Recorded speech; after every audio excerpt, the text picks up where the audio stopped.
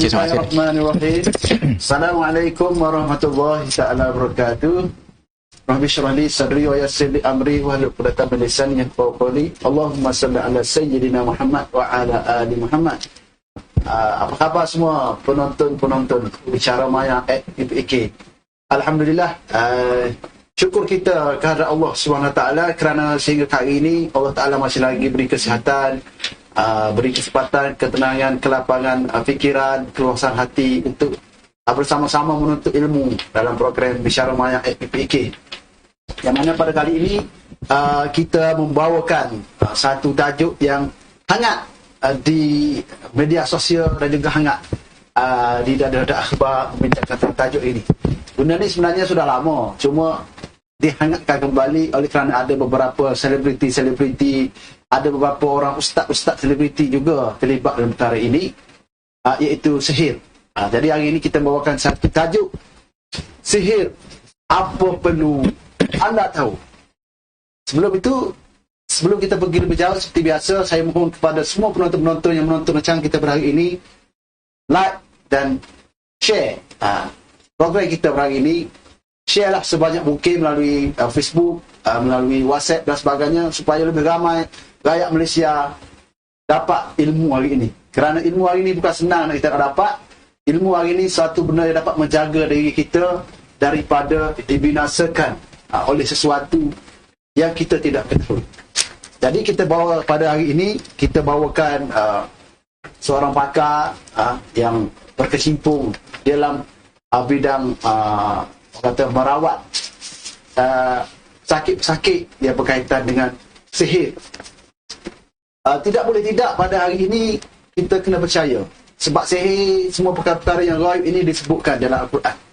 Sebenarnya yang disebutkan dalam Al-Quran, orang beriman itu adalah orang yang percaya kepada perkara-perkara gaib. Sebab sihir ini kita tidak nampak, tapi kita dapat merasai bagi orang yang pernah melaluinya.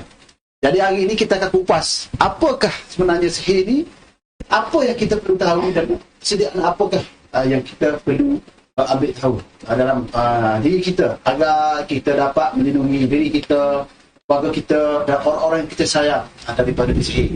Kita tidak tahu dalam hidup kita ni mungkin ada orang yang tak berapa senang hati dengan kita, ataupun orang yang cemburu dengan kita. Mungkin kerana itu ada sebab-sebab kita disihir. Dan kepada tukar-tukar sihir di luar sana, hati-hati. Dunia ini bukan tempat akhir kita. Akhirat adalah tempat kita. Berakhir tempat kita akan dihitung.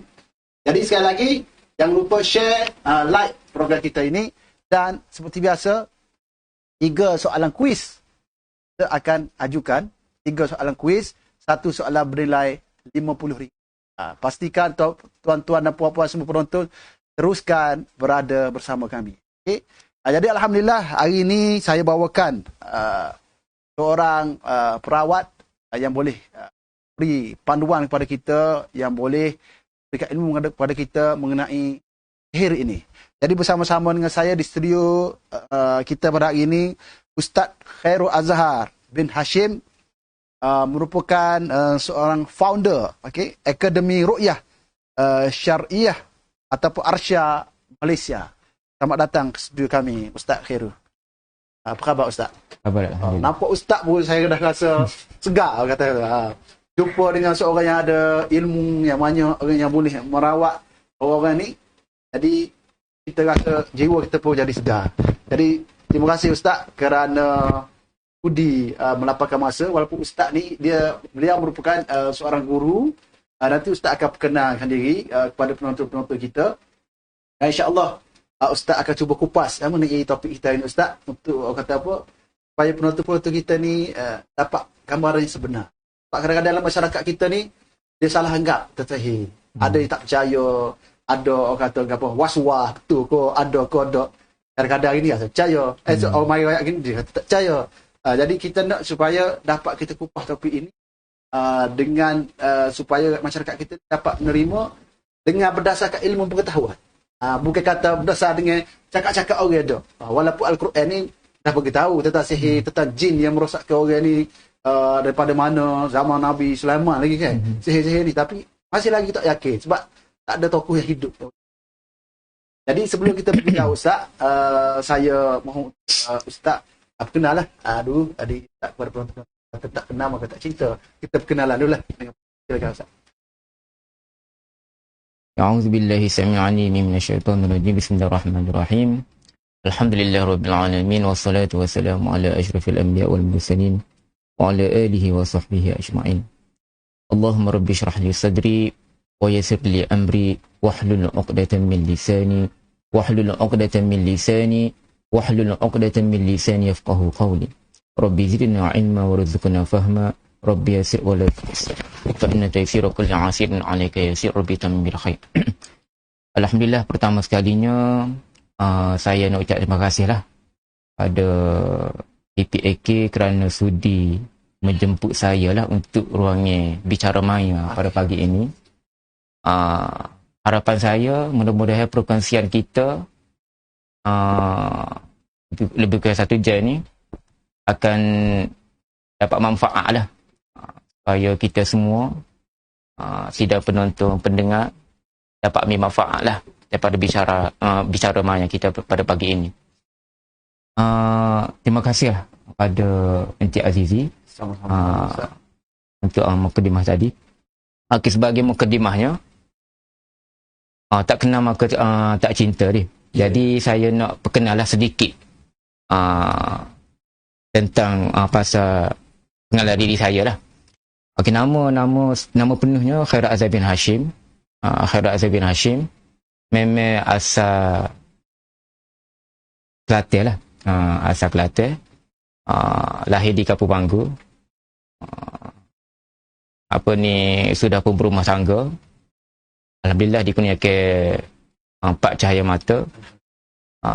Sekarang ini pekerjaan rasmi saya sebagai guru. Kemudian di samping itu saya juga banyak terlibatlah dengan aktiviti kemasyarakatan. Contohnya PRNK, Persatuan Rumah Haji Negeri Kelantan. AJK sebagai AJK Biru Kesihatan dalam persatuan itu. Kemudian saya juga mutawif untuk travel Al-Quds, mutawif, dan yang ketiganya saya buat ni lah akademi lah, akademi Ruqyah Syariah ni, yang mana akademi ni saya tubuh sendiri pada Januari 2018. Januari 2018 bertujuan tujuan kita tubuh akademi ni pertamanya sebab kita nak melahirkan dalam satu keluarga tu satu roki. Roki ni maknanya perawat lah, mu'allish. Maknanya kita nak lahirkan satu usrah satu roki. Itu moto kita, satu usrah satu roki. Biar kita nak dalam setiap keluarga tu, kalau tidak ada seorang hak boleh merawat ada keluarga dia. Kita kata senang, kita kata mudah, suami lah, ayah, ketua keluarga. Satu rumah satu perawat. Satu rumah satu perawat, senang. Seorang rumah satu doktor lah. Gitu. Jadi itulah tujuan kita. Pertama kita nak melahirkan satu rumah satu perawat. Maknanya baiknya kalau dalam satu rumah tu ada 3 keluarga, kita dah dapat melahirkan 3 roki tu. Bukan satu rumah satu perawat, satu keluarga satu roki. Itu tujuan pertamanya. Yang keduanya, tujuan kita tubuh ke Arsha ni, Akademi Ruqyah Syariah ni, sebab kita melihat senarai hari ni banyak berlaku perkara khurafat. Banyak berlaku perkara khurafat. Dan banyak masyarakat kita ni banyak pergi jumpa Tok Bomo. Ustaz-ustaz dukun. Atau istilah maknanya uskun. Ustaz dukun. Ustaz dukun. Uskun. Bukan uskut. Uskut tu. Uskut tu tak apa. Ni uskun tak boleh. Ustaz dukun. Jadi bila kita lihat benda ni, maknanya bila seseorang itu ditimpa gangguan benda-benda miskin macam ni, dia pergi jumpa pada saluran yang tak betul, maka akan bertambah lagi benda tu. Dan benda itu tidak menyelesaikan masalah. Bagi aku bertambah lagi. Menambahkan masalah. Kau berat lagi. Jadi tujuan kita nak tubuh ekonomi sebab kita nak ajar. Kita nak ajar supaya dia ni boleh merawat diri sendiri dan juga ahli keluarga dia. Bukan makna kita tak galakkan dia jumpa ustaz, tak. Tapi sebab kebaikan hari ni banyak hak bercampur. Hak kita kata jelas tu jelas lah, hak dengan kekufuran dia tu, dengan benda syirik dia. Tapi ada juga golongan ni, hak ustaz ni maknanya dia guna atas nama perbuatan Islam, tapi dari segi proses dia tu ada unsur syirik. Tu kita tak asing. Hak ni masyarakat banyak hak tak tahu. Hak ni lah masyarakat ni banyak keliru sin ni. Banyak keliru sin ni. Dia ustaz tu dia nak. Sebab dia dari segi penampil dia pakai jubah. Ni, pakai pia, pakai selebih, tapi orang nak takkanlah Tok Momo macam ni. Ni dengan penampilan jubah dengan baca Qurannya. Sebab tak nampak. Tak nampak spesial. Tak nampak macam Tok Momo. Tapi dari segi proses tu, banyak benda-benda yang banyak benda-benda yang ada unsur-unsur syirik. Jadi benda-benda gini kebanyakan masyarakat ni tidak tahu. Apa masyarakat? Kenapa masyarakat tidak tahu? Saya melihat kepada dua faktor. Saya melihat kepada dua faktor utama. Yang pertama, kenapa masyarakat kita ini dia mudah ditipu oleh golongan ni? Uskul. Uskul lah ni. Saya melihat kepada dua faktor. Pertama, dia tidak tahu, dia tidak kenal. Tak erti beza antara ru'yah syar'iyah dan juga ru'yah syirkiyah. Ru'yah syar'iyah ni apa dia? Ru'yah syar'iyah ni makna ru'yah yang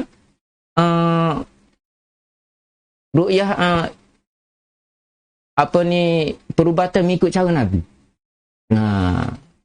Tidak bertentangan dengan Quran dan Sunnah. Itu ru'yah syar'iyah. Dan yang keduanya ru'yah syirkiyah. Ru'yah syirkiyah ni maknanya ru'yah yang ada unsur syirik. Syirkiyah. Syirkiyah. Nama perkataan syirik. Jadi masyarakat kita ni dia tidak tahu. Tak erti beza.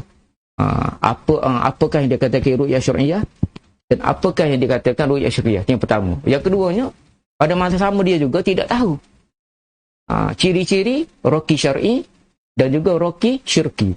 Maknanya perawat syar'i yang ikut cara Nabi dan juga roki syirki. Perawat yang menggunakan unsur-unsur syirik dalam rawat dia. Jadi masyarakat kita ni dia tidak tahu benda ni. Dia tidak tahu. Pertama. Yang kedua dia tidak yakin dengan Al-Quran. Ni masalah besar kita ini.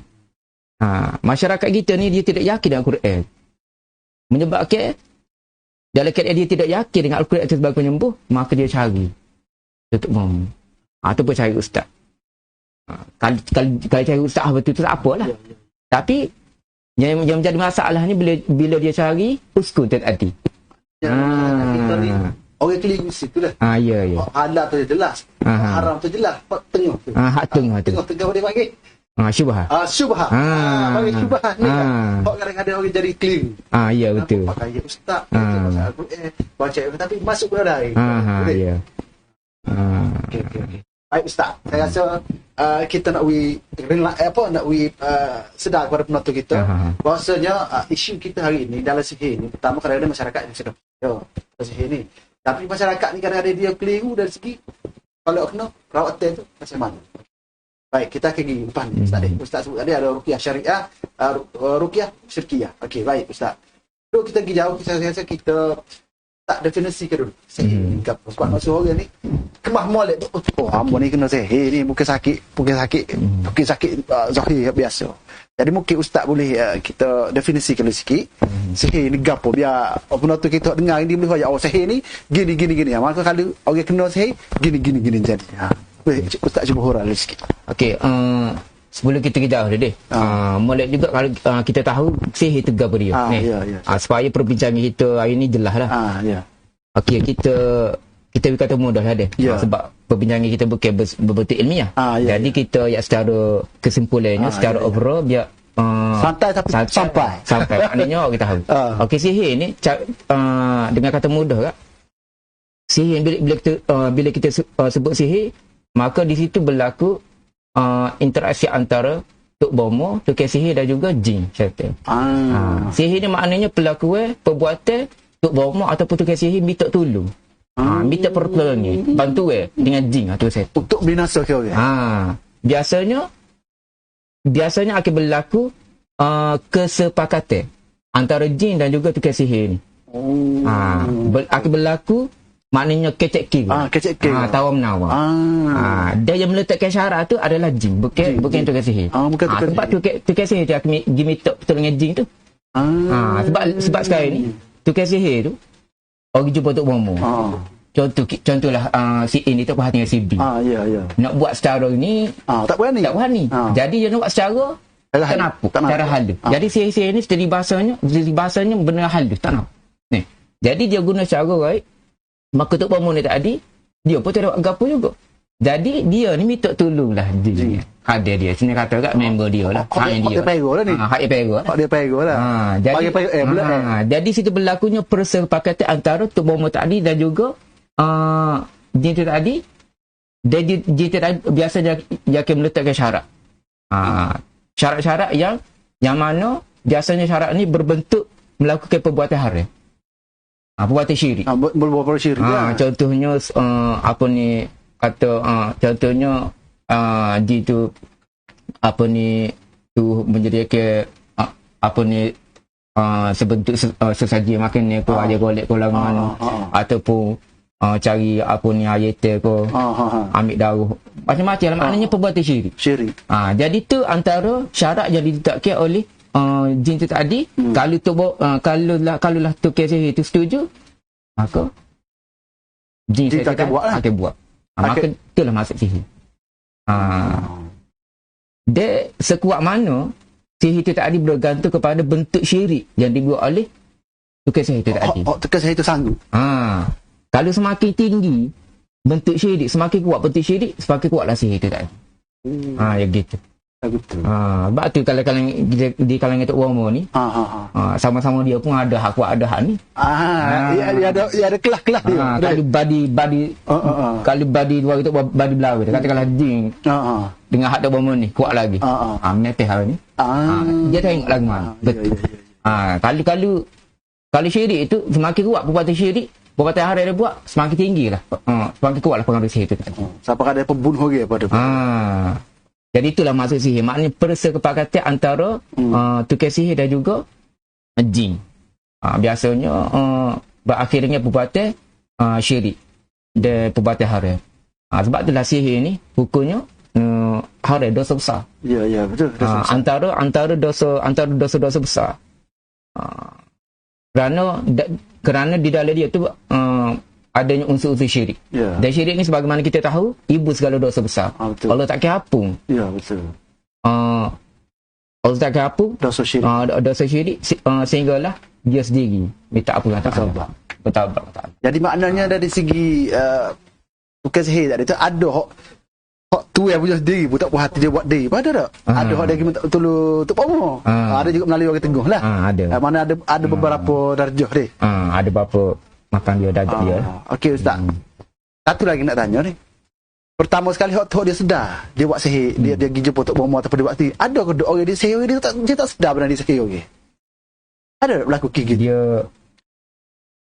Dia ada amat ilmu tapi tak tahu tu ilmu sihir, tapi dia pun tak puas hati dia buat. Ada tak benda berlaku gitu berlaku? Dia tak tahu yang dia amal tu ilmu sihir. Ada. Dia berlaku. Banyak yang memang tahu ke tak? Mana memang dia pergi belajar sebenarnya. Memang belajar. Sebab sihir ni, ilmu sihir ni boleh belajar sebenarnya. Ilmu sihir ni sebab asal kalau kita baca ayat Al-Baqarah 102 tu. Sejarah bagaimana Allah Ta'ala atau malaikat Harut dan Marut. Harut dan Marut tu sebagai ujian fitnah kepada manusia. Manusia ni boleh dibelajar. Ada perselisihan ulama lah. Ada kata sihir ni kalau kita belajar dengan niat untuk menentang sihir. Ada usul ulama kata harus boleh. Tapi kalau mazhab kita Syafi'i tak boleh. Bahaya sebab kita tahu. Kita tak tahu muslihat talbih iblis tu lah. Memang iblis tu sangat besar. Ciri-ciri benar. Hati. Jadi maknanya ilmu sihir ni boleh belajar. Boleh belajar tapi kalau ikut mazhab kita, belajar ilmu sihir ni haram lah, hukumnya haram. Betul. Okey, baik Ustaz. Kita nak pergi lagi. Penonton kita ni ramai ni. Tunggu ni. Okey, sekarang ni kita tahu dah. Sihir itu makna perbuatan perjanjian antara tukang sihir dengan jin. Okey, mana tujuannya nak membinasakan. Okey. Nak buat jahat lah. Kau orang dengan cara halus. Jadi becek lah. Jin apa ni dengan tukang sihir tu buat perjanjian gitu gini boleh hayat itai ko kena apa kecing atas Quran ko macam-macam lah. Kita kata tulis Quran atas lipa petapuk berjalan dia.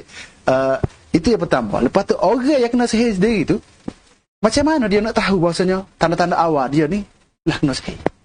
Dia mesti ada tanda. Kita kata kau nak ujian mari gelak ibu gugu punya rakam. Kalau kita diri ni kena sihir ataupun anak bini kita kena sihir, lagu mana kita nak tahu tanda-tanda tu? Sebab daripada tanda-tanda ni lah kita boleh sedar bahawa aku ni tak sedap ni, lagu mana ada orang buat aku lagu mana. Jadi macam mana kita nak tahu tanda-tanda tu? Siti. Okey, setelah kita tahu maksud sihir tu ni. Setelah kita tahu maksud sihir tu, dan kita apa yang perlu kita tahu sebab tadi kita ni apa yang perlu kita tahu dia. Ya. Pertama yang perlu kita tahu maksud sihir itu sendiri. Betul. Yang kedua sebelum masuk jawab soalan Cik Adi tadi, yang kedua yang perlu kita tahu bagaimana tukang sihir itu mendatangkan jin tu tadi. Okey, boleh. Boleh saya masuk boleh. Sebab benda ni kita kena tahu juga lagu mana kerja lagu mana dia ni buat projek. Lagu mana? Pasal model lagu mana? Seru lagu mana? Seru lagu mana? Dia bakit lagu mana? Okey. Jadi saya boleh sebut salah satu dah. Lagu mana cara tukang sihir mendatangkan jin ni tadi untuk buat kerja sihir ni, pertama sekali apa dengan melakukan penistaan. Penistaan ni sebagai dalam istilah bahasa Arab tu panggil apa ni, tak ingat dah. At-tariqatus sufliyah. At-tariqatus sufliyah. Maknanya dia letak Quran sebagai alas kaki. Dia ambil Quran tu, dia buat alas kaki, masuk dalam tanda. Ni panggil at-tariqatus sufliyah. As-sufliyah ni maknanya as-sufla, bawah. Masuk bawah maknanya menghina benda yang mulia. Benda mulia dia penistaan. Ni maknanya ni betul-betul maknanya syarat, mungkin syarat ataupun arah permintaan daripada jin tadi. Kalau mu nak sahabat kerja boleh. Mungkin buat gini. Macam tu. Tu bagaimana? Ya. Cara dia nak cara dia nak start buat kerja tu. Itu salah satunya. Lepas tu yang keduanya, dia menghina. Maknanya menghina ayat Quran. Kalau tadi dia jadi ke masalah tu sebagai alas kaki. Menghina Quran maknanya dia tulis Al-Quran tu dengan najis. Contoh darah anjing ke. Darah anjing dia tulis surah Al-Fatihah. Maknanya menghina Al-Quran. Menghina Al-Quran. Tu yang kedua. Yang ketiganya mungkin dengan cara dia ambil bekas ataupun benda-benda hak orang hak dia nak tuju tu. Contoh pakaian ke, rambut ke. Dia ambil, dia ikat di patung ke lagu mana. Maknanya dia jadikan sebagai buhu benda tu. Maknanya pakai tubuh, ikat. Jadi benda ni antara contoh bagaimana tukang sihir itu tadi mendatangkan jin tadi untuk buat kerja sihir. Jadi inilah maknanya. Sebab itulah bila dia dah start buat ni, maka berlakulah tanda-tanda sihir itu tadi. Maka startlah sihir itu tadi, berlakulah tanda-tanda yang boleh kita detect. Sebagai contoh, bila kita sebut tanda-tanda sihir ni,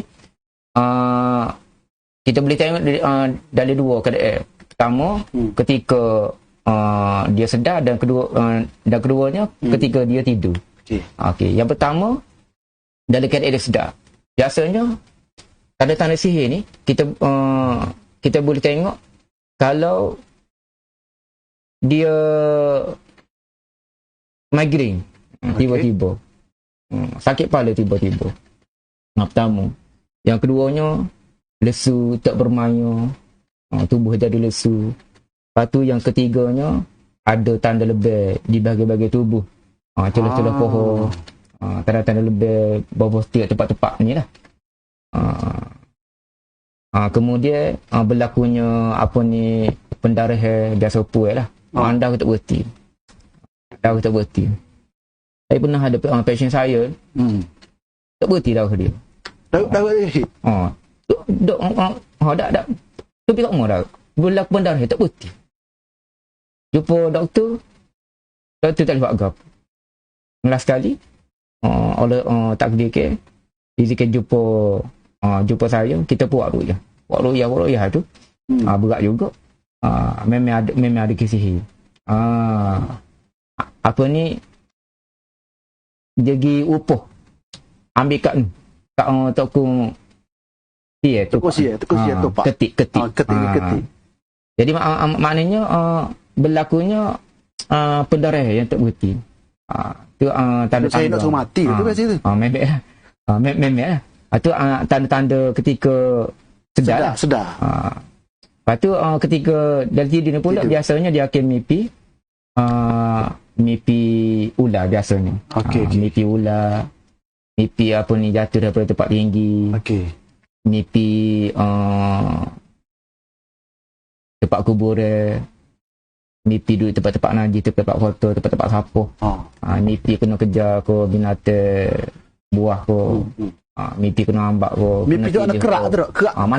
Kerak kali. Mimpi semua. Mimpi semua. Tapi kalau bos tak tu bukan. Tahu sekali jari-jari mimpi ular atau kata orang tenonok kata. Mungkin dia tu salah tengok cerita tu kalau. Tu kadang-kadang pengaruh cerita dah. Kita. Maknanya kalau benda tu maknanya dia secara mana correct lah maknanya. Aku semua tu berkemungkinan lah. Kita tidak kata exactly tak. Berkemungkinan. Sebab tu kita kata bentuk-bentuk. Tanda-tanda. Tanda-tanda. Nak kata exactly tu tak boleh pasti lagi kan. Mereka kalau kita buat proses ruqyah tu tadi. Cuma kalau nak tahu tanda-tanda macam tu lah.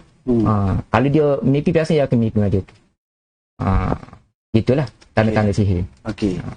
Maknanya ada dua lah dalam keadaan kita sedar ataupun tidak sedar. Biasanya Ustaz, kebanyakan kes kena berat dalam keadaan sedar atau tidak sedar di atas benda tu.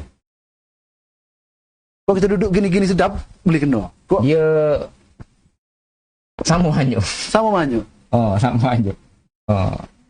Dia tengok atas kondisi orang itu lah. Atas kondisi orang itu. Ada kalau dia ni jenis maknanya jenis fizikal kuat dia. Tapi emosi lemah. Dia pergi serasi tu. Sikit emosi. Emosi tu mana jadi serabut macam laru. Jadi nak mau. Sebab kita tengok muka tu like serabut aku tengok. Maknanya sebab jin ni dia boleh tengok, dia tahu kelemahan kita mana. Supaya juga jin ni tahu perawat. Dia tahu kelemahan perawat tu mana. Dia scan dia. Dia boleh kira muka dia pergi sabar kita. Bisa juga. Dia beramal juga. Mana kalau dia tengok mana kalau dia ni sebab ada setengah orang ni fizikal kuat. Ada segi fizikal kuat, emosi lemah. Jadi sebab jadi emosional lemah. Sebab tu kadang-kadang dia ada hubungnya. Bila masalah hubungnya sama isteri, contoh dalam rumah tangga ni panas saya tak umur. Kadang-kadang benda kecil ni jadi balo.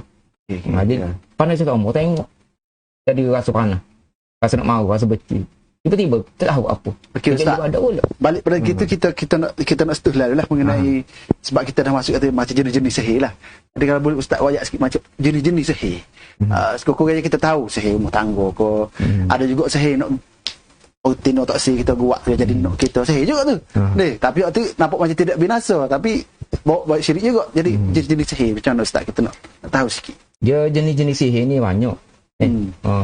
Cumanya banyak berlaku dalam masyarakat kita hari ini. Yang pertamanya sihir perceraian. Sihir perceraian.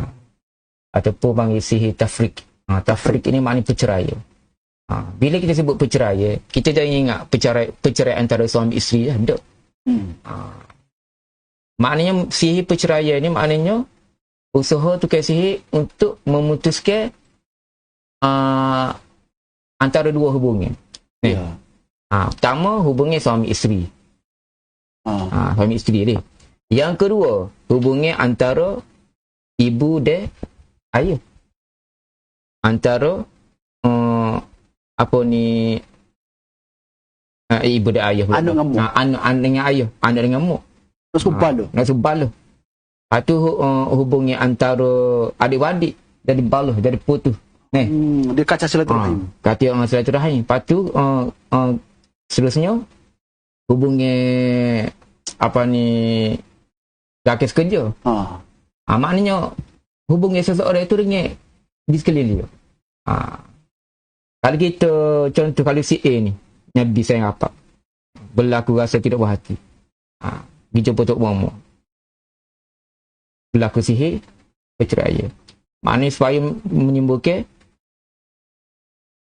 apa ni tak berhati dah jadi. apa ni orang ketiga ni tak berhati, supaya hubungan ni terputus.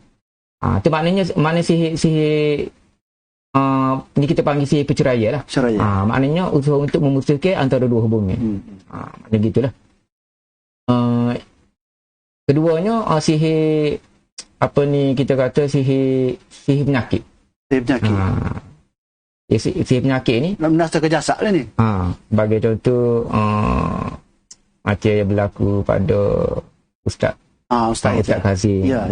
Apa yang tu antara contoh sihir penyakit, maknanya kahwin ni memang dia dah mati. Memang nak suh kahwin ni mati tu. Mati tu. Siapa tak ada. Zalim ni. Memang zalim. Siapa tak ada. Tak kira masuk aku nak dia mati. Tapi orang yang buat sihir ni, hak jumpa orang, dia tak mikir tu. Dia tak mikir dah. Dia tak mikir. Dia rasa macam betul dah benda tu. Betul, tak mikir dah. Mana dia kata balas saya pada mu. Tak mikir dah. Allah. Sebab saya ada passion saya ni, siapa apa ni boleh duk rawat dia. Ni boleh duk mari rumah dia. Tapi alhamdulillah okey dah kayak ni. Masa mula-mula tu memang tengok tu. Kadang-kadang mari siapa rumah tu lembek tu. Siapa rumah masuk rumah tu nampak macam katuk lah, nepik lah tu. Tu yang boleh dengar pengalaman ustaz kita sendiri. Maknanya jadi kita tengok Allah Akbar. Kita jadi kadang-kadang kita mana sebagai perawat, kita tengok jadi kita jadi hilang akal. Jadi macam bela, tak tahu nak gapo. Tapi sebab kita rasa ni assignment kalau Taala, aku nak siap. Ni mungkin tesis. Ke mana kena siap. Ni ujian mana Allah Taala. Jadi kita minta, maknanya alhamdulillah, maknanya Allah Taala beri jugalah. Keyakinan kita. Maknanya keyakinan dia sempurna izin Allah Taala. Jadi ayatnya bila sebut si penyakit ni, tukik sihir tu tadi. Yakin buat siapa kahwin yang mati. Sakit saya tu bila berdialog dengan Jibril Adi. Siapa kata duk, siapa dia kata memang aku nak buat dia siapa mati. Berdialog, berlaku dialog. Bila berlaku dialog, kita tanya buat gini. Aku tak asyik, aku tak lah. Dia jawab lah, ustaz tanya dia jawab. Berlaku dialog. Berlaku dialog. Ya, masa aku betul. Naknya siapa tak? Allah. Sebab dia kata kalau bila hati kita gelap, bila hati kita gelap, hati kita gelap, kita memang ambil settle tuk kita, sang kita. Ya. Memang tak nampak ke apa. Kita rasa benda tu betul lah. Benda betul. Pada dengan kesalahan dia buat tu nak. Dan dia rasa puas hati. Sebab itulah tukar sihir ni. Kalau bunuh buat apa? Sebab dosa dia tu terlalu berat. Menzalimi orang lain. Jadi tuan-tuan dengar lah macam mana orang yang sanggup menyihir orang ni dia sampai masuk neraka pun tak apa. So katanya sanggup Ustaz. Okey, baik Ustaz, kita pergi seterusnya lagi. Tadi kita dah dapat tanda-tanda sihir dalam keadaan sedar, tidak sedar. Jadilah ni apabila dapat tanda-tanda tu, mana mula-mula sekali kita harus pergi orang yang disihir? Okey. Sama sekali bila kita dah dapat tanda dia, kita dah tahu maksud sihir tu gapo, kita dah tahu apa ni tanda-tanda tu lagu mana. Pertama sekali yang perlu kita pergi, kalau kita rasa tak selesa di tubuh kita, rasa tak nyaman, rasa tak selesa, pertama sekali kita kena jumpa doktor. Pertama sekali. Zahir dulu. Zahir dulu. Jumpa dulu. Ngesah dulu. Jangan sikit-sikit kena saya. Jangan. Betul. Sebab saya sendiri pun tak pernah ada pesakit saya sikit-sikit saya. Ustaz, ada ingat, ada kanak saya, awak tahu kau nampak kau? Apa ni, kanak awak?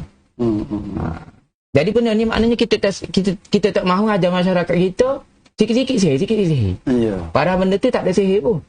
Tapi sebab minda kita, first tu kita dah set minda kita dah sihir. Jadi dengan sihirnya kita mikir. Bila mikir jiwa kita lemah. Emosi kita lemah. Down jadi. Bila emosi kita lemah jadi stres. Bila stres akan weakness pada fizikal kita. Bila weakness pada fizikal kita, maka fizikal kita akan lemah. Ya. Bila lemah, maka benda luar akan masuk. No pair. Tak. Jadi pertama sekali, kalau kita rasa tak sedap ke, rasa tak selesa ke, pertama sekali kita jumpa doktor. Oh ya, gini sikit. Biar doktor cek dulu. Okey, awak ni demam ni. Susah masalah. Maknanya kita tahu apa. Kalau doktor kata, awak ni tak ada gapo ni. Saya pun pelik awak ni. Ambil darah, teh darah, air kecil, semua okey semua ni. Tak ada apa. Habis ya, tapi kita rumah duduk kata sakit. Duduk rumah sakit nyocok sini. Dia pun doktor kata tak ada gapo kata. Maknanya doktor tu dia tak boleh kesal. Sebab doktor tu nak scan benda-benda gini bukan bidang dia. Bukan alat dia. Bukan kita kata doktor tu anda. Maknanya doktor tak adalah keperkara dia. Jadi untuk kesal benda-benda mistik gini, kita jumpa lah orang mana ada kelebihan dia. Jadi bila kita dah jumpa doktor, kalau betul lah maknanya doktor tengah satu menyakit hospital.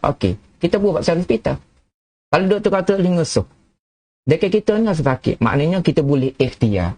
Boleh ikhtiar. Step selanjutnya kita ikhtiar kita jumpa perawat syar'i, roki syar'i, ustaz-ustaz muallim syar'i hak betul-betul. Tapi malangnya sinilah banyak gelek.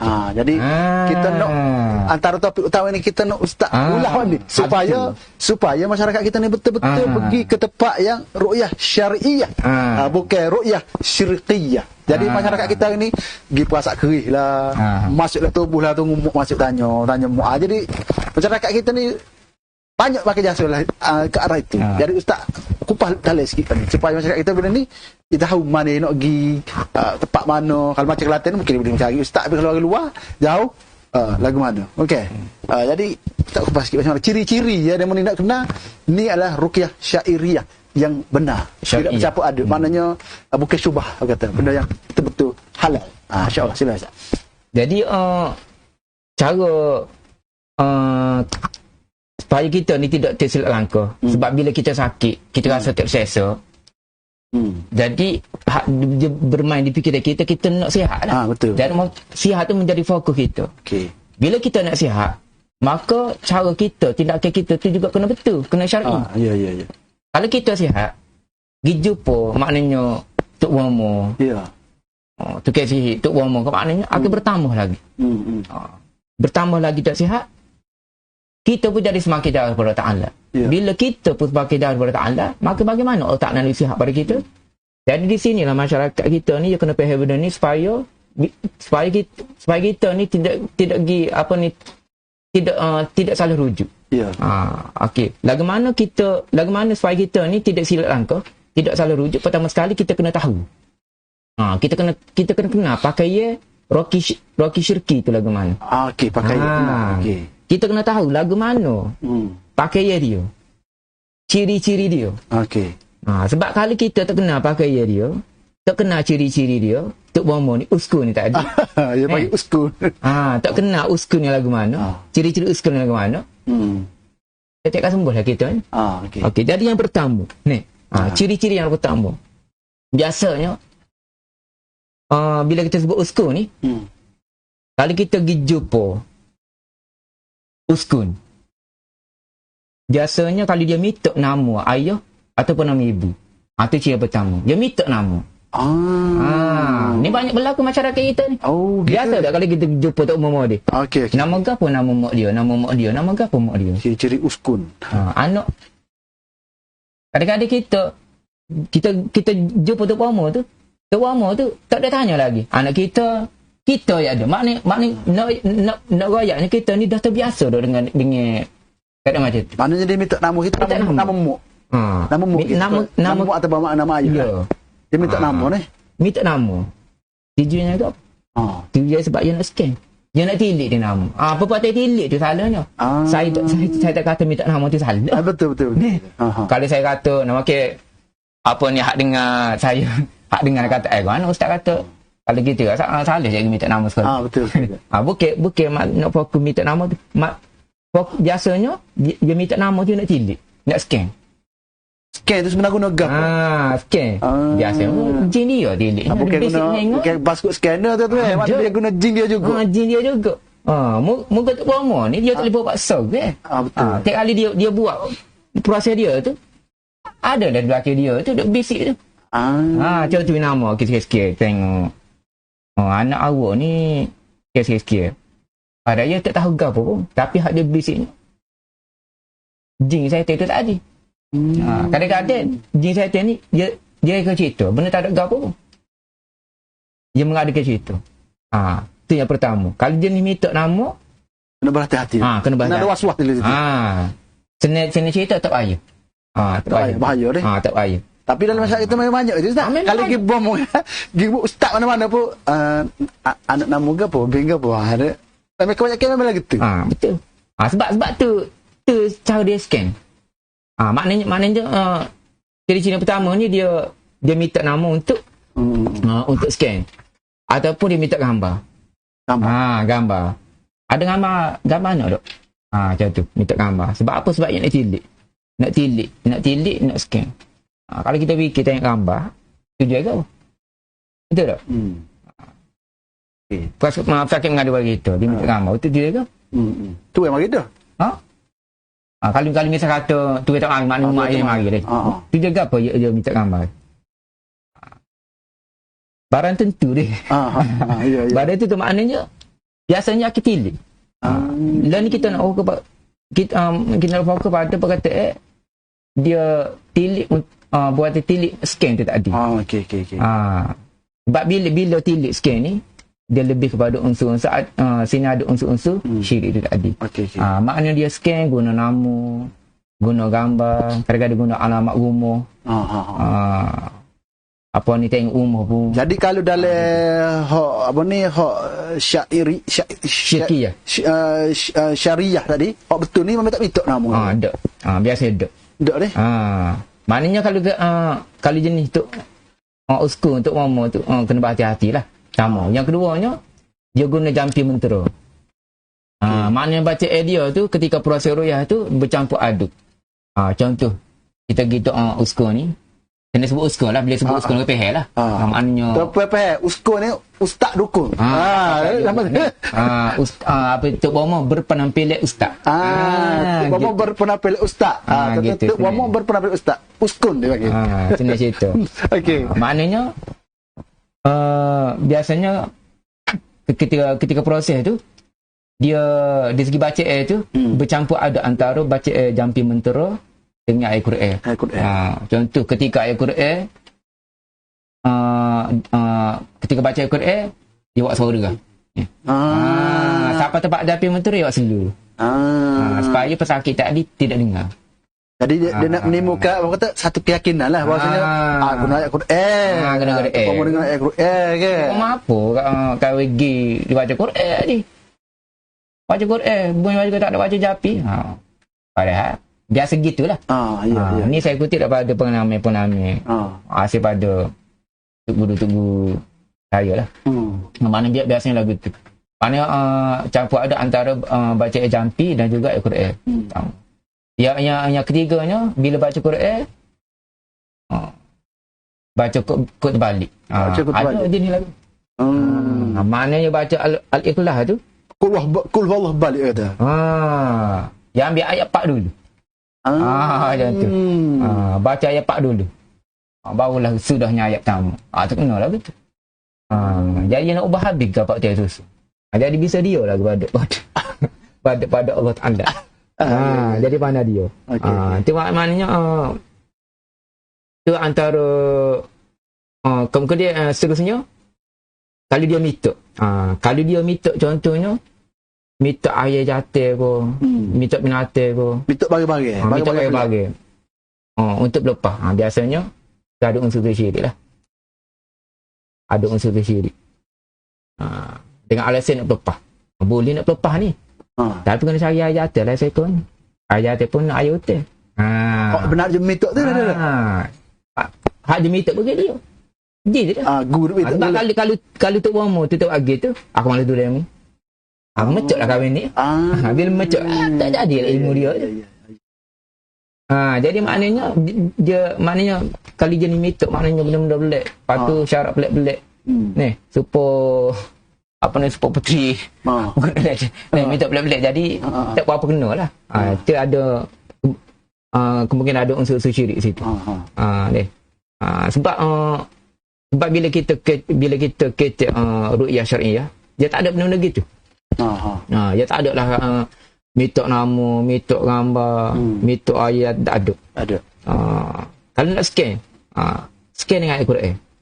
Sebab tu bila kita jumpa, kalau maknanya mu'alli syar'i, ruqyah syar'i, kalau dia betul-betul amal perbatik Islam, rawat Islam, bila mari sakit, pertama sekali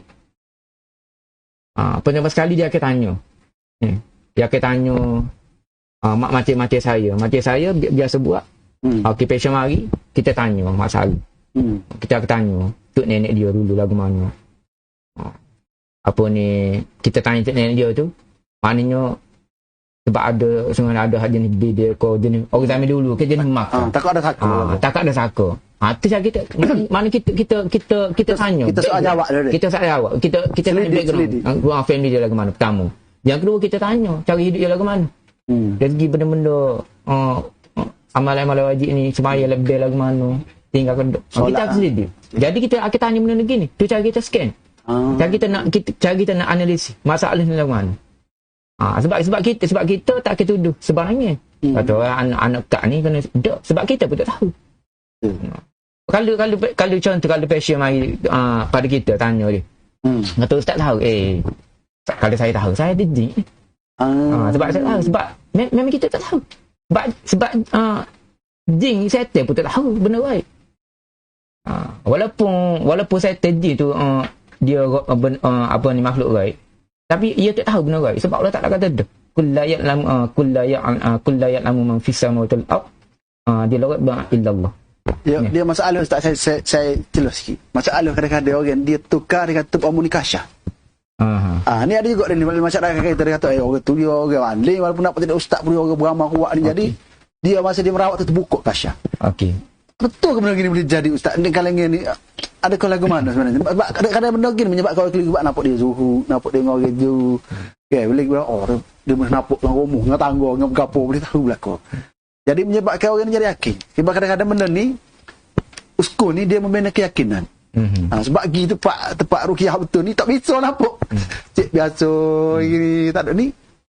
Macam dia tengok TV di situ. Macam mana ustaz? Ya memanglah kita tidak menafikan perkataan kasyah tu sendiri sebab benda ni ada berlaku pada orang soleh. Orang soleh, orang zuhud. Dia juga seperti kita sebut kata karamah, memang benda berlaku. Ni kalau kita baca kisah-kisah orang soleh zaman dulu, amal dia, hubungnya dia, takarut yang Allah Taala tu apa. Sebab Allah Taala bagi karamah pada dia kasyah. Kita tak nafikan. Tapi kalau kita dengan mudah-mudah kita nak kata kasyah, tengok dulu. Kita kena tengok. Semaya bed dia lagu mana? Semaya Jumaat dia lagu mana? Kalau apa ni masjid pun tak pernah pergi. Tiba-tiba demo nak kata kasyah. Betul. Betul tak? Ya. Cara hidup dia lagu mana? Tak pakai dia lagu mana? Dia jaga tak benda-benda lagu tu. Mana tidak semudah tu. Hubungnya dia lagu mana? Percakapan dia lagu mana? Kita tak nafikan tapi untuk kita nak menilai tu kena berhati-hati. Ada banyak pelik. Ada berhati-hati sebab jin ni dia paling suka duduk sekalinya dia paling suka duduk dengan orang hak zuhud, orang sufi. Sebab banyak berlaku talbih iblis di kalangan orang sufi. Dia duduk di kalangan orang sufi dia. Banyak berlaku. Kalau kita baca kita Ibnu Qayyim tu pun kalau tipu daya talbih iblis talbis iblis. Talbis iblis di kalangan dari ilmu tasawuf lebih detail, lebih panjang huraian dia. Naknya jin ni dia sukum nak. Tapi kita tidak menafikan perkataan sufi itu sendiri. Kita tidak menafikan perkataan sufi itu. Kita tidak menafikan, tapi yang perlu kita tahunya talbih. Muslihat dia. Tipu daya dia. Tipu daya dia. Sebab kita ni mudah tertipu. Ya, betul. Kita mudah tertipu sebab apa? Sebab kita tak ada ilmu. Tentang tipu daya iblis. Hatta di kalangan perawat itu sendiri. Jin, saya boleh pasal juga dia lagi. Apatah lagi, kalau maknanya dia tetap belajar ilmu perubatan Islam. Lagilah kena. Orang yang belajar ilmu perubatan Islam pun. Kena tipu lagi. Kena tipu lagi. Jadi ni bahaya dia. Jadi makna tanda-tanda Ustaz wayak tadi tu, kita sebagai penonton ni kita kena perhatilah. Pertama sekali hok besar tadi paling banyak kau minta tambah dengan bin lah. Memang banyaklah. Kalau kau jadi pur lagi lah. Nama apa anak ni? Memang perbuatan scan ni memang menggunakan remote lah. Biasanya dah. Kebiasaan. Dia biasa jenis scan ni kak. Otak tangan tubuh ataupun apa ni perubatan jarak jauh. Ada juga. Perubatan jarak jauh ya. Perubatan jarak jauh. Timbul juga persoalan. Bagi saya tak ada lah dalam rawatan Islam ni tak ada rawatan jarak jauh. Adanya dua jenis. Ada tapi dua jenis. Kalau ni kita nak berubat secara jarak jauh boleh. Guna telefon boleh, secara video call. Boleh. Contoh patient duduk di Sarawak kita kata. Kita duduk sini. Sakit kita tak apa buat video call. Saya berapa kali tak ada masalah boleh je. Tu boleh, tak ada masalah. Sebab apa Ustaz? Sehari dua ni kita tengok dalam TikTok, dalam Facebook orang banyak jenis-jenis untuk pemohon jenis hotel gini. Kuk telefon gini mana, tapi ada memang ada peminat ramai. Yang mudah. Tapi Ustaz Wayak ni bagus. Mana orang boleh ambil satu pandangan penonton kita. Maknanya secara video call boleh. Boleh, tak ada masalah. Yang tak bolehnya jauh-jauh ni maknanya dia kahwin ni duduk apa ni UK duk, kita duduk sini. Atas ramai gitu ya. Tiba-tiba boleh hoyak sikit-sikit. Tu masa jauh tu. Scan tu. Video tu sebab apa? Sebab kita maknanya kita interaksi tengok dengan dia. Interaksi. Dia kita pula walaupun video call kita kena tengok juga proses dia lagu mana. Kalau VC pun duduk baca japis apa tak ada guna juga. Mentang kata VC boleh. Dia duduk baca japis apa dok. Ribu-ribu kan yang jalan anak naga berlintas tasik. Beria lah gitu. Mama kuning, mama biru. Maknanya walaupun VC kena isi tu kena syari'i jugalah. Maknanya gitulah. Okey. Tadi Ustaz kita dah sentuh mengenai apa ni uskun. Ustaz dukun. Memang masyarakat kita banyak sangat keliru ni Ustaz. Memang keliru. Jadi program kita hari ni pun salah satunya supaya masyarakat kita ni dia tenang, dia dapat terima benda ni. Sebab kalau kita pergi mana-mana banyaklah minta nama minta ni deh. Kalau kita pergi klinik hospital dia minta buat nama untuk daftar ya. Tu tak guna untuk scan. Mana holo IC ada scan tak ada kata scan untuk tu yang ni minta nama nak scan tak ada diam dah 5 minit apa masuk bilik kata tu scan deh macam gini. Itu uskun. Jadi kita dah kenal hak uskun, macam mana kita nak kenal hak ruqyah saya nak sebut susah syar'iyah ni. Macam mana Ustaz kita nak kenal ciri-ciri hak syar'iyah yang betul bila kita pergi tu. Ya, kalau kita nak tahu lagu mana perubatan ruqyah syar'iyah yang benar-benar ikut syarak, pertama sekali baca ayat Quran. Pertama. Yang kedua guna doa maksud. Mana doa hak pada Nabi lah. Yang ketiga tak ada unsur-unsur syirik. Mana kalau lah rawat itu satu patu daripada mula sampai akhir proses tu guna Al-Quran. Kita nak scan ko, nak bakar ko, nak pedar ko, nak dakwah ko Al-Quran. Ada juga scan sebenarnya tapi guna Al-Quran. Ada. Sebab itulah apa ni, kalau maknanya kalau dia tu cari batu rokin antara yang perlu perawat Islam itu belajar adalah ilmu Quran itu sendiri. Sebab Quran dia untuk semua. Jadi tak jadi itu sebab kita tak yakin. Ya, betul. Betul tak? Dia sifat Al-Quran. Sebab dia yakin tak yakin tu jadi tak jadi tu bergantung kepada hati kita. Hubungan kita dengan Allah Ta'ala. bukan Quran itu tak jadi. Betul. Dia kata Quran Allah Ta'ala ayat ada. Quran nak turun sebagai 4 fungsi. Ya. Pertama sebagai ibrah, pengajaran, petunjuk. Yang kedua penawar. Yang ketiga pedoman. Yang keempat rahmat. 4 ni tujuh Allah Ta'ala tu Quran. Tiba-tiba dia mengata Quran ni tak jadi. Bukan masalah Quran, masalah jiwa kita. Tidak yakin. Sebab Allah Ta'ala kata dah ni, wa nunazzil minal Qur'ani ma huwa shifaa'un wa rahmatul lil mu'minin. Allah Ta'ala kami jadi turunkan Quran itu sebagai syifa, penawar untuk segala penyakit. Dan rahmat bagi lil mu'minin. Bagi orang hak yakin. Allah Ta'ala kata bagi hak yakin. Orang hak tak yakin tak boleh manfaat. Jadi maknanya yang pertama sekali, ciri-ciri dia tu maknanya baca ayat tu, baca ayat Quran daripada awal sampai akhir. Tak ada capu ke apa. Baca ayat mestilah satu patuh daripada ayat Quran. Ayat Quran tu mesti dibaca dengan terang dan jelas. Terang dan jelas. Tak boleh baca slow, tak boleh. Sebab ayat Quran ni, kalau kita baca slow, lagu mana kita nak bakal jin? Tak semangat jin dengar. Semangat dengar baca. Ayat tu ayat bakal jin tu, tapi dia baca Allahu la ilaha illallah. Ayat bakal jin. Itu yang ayat Quran. Dari segi saya nak kelas saya klik dah. Dari segi masa rawat tu Ustaz. Berapa lama biasa kita ambil masa untuk ruqyah terakhir? Dia dari segi rawat tu pertamanya paling lama pun 40 minit. 40 minit. 40 minit. Maknanya kita baca terus ya. Kalau kena hak jenis jin babi ya, jenis hak jenis kau pedar dia buat tak uti buat ke kadang-kadang kat setengah dia baca baru dia lepas. Lambat api mana? Lambat. Pasal dia buat. Dia buat. Dia buat. Dia sakit dah tapi buat. Dia tak tunjuk. Tapi kita baca. Sebenarnya situ adalah ujian bagi perawat sebenarnya. Allah Ta'ala nak tengok mu ni sabar ke tak? Mu ni nak merawat sebab mu nak tengok pesakit reaksi ke? Kau mu nak apa ni nak jumpa ke yang mulai apa jadi maknanya biasa paling lama proses rawat tu 40 minit paling lama lah. Okay. Kadang-kadang kalau hak jenis jin tu lemah tak dia baca pun kadang-kadang mari tu mutah dah. Kadang mari lepas dah. Tak dia baca Quran. Aurat begitu. Maknanya tak ada duduk nyupoh dah. Kata ni. Tiba-tiba.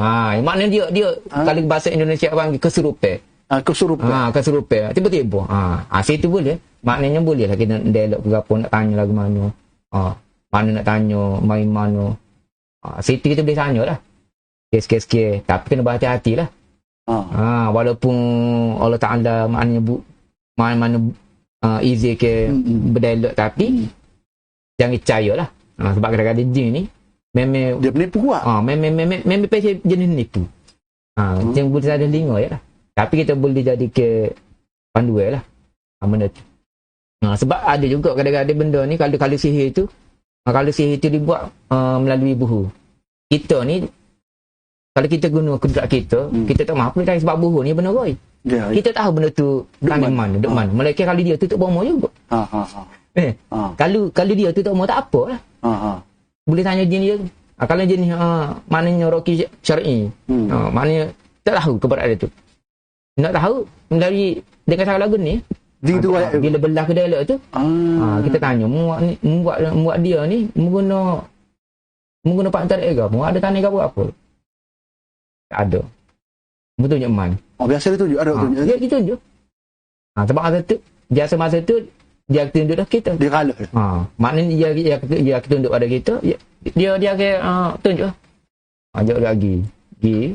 Kita ikut sini. Dia kira. Okay. Bila buat itu jumpa. Maknanya tak nipu. Okey Ustaz, satu lagi.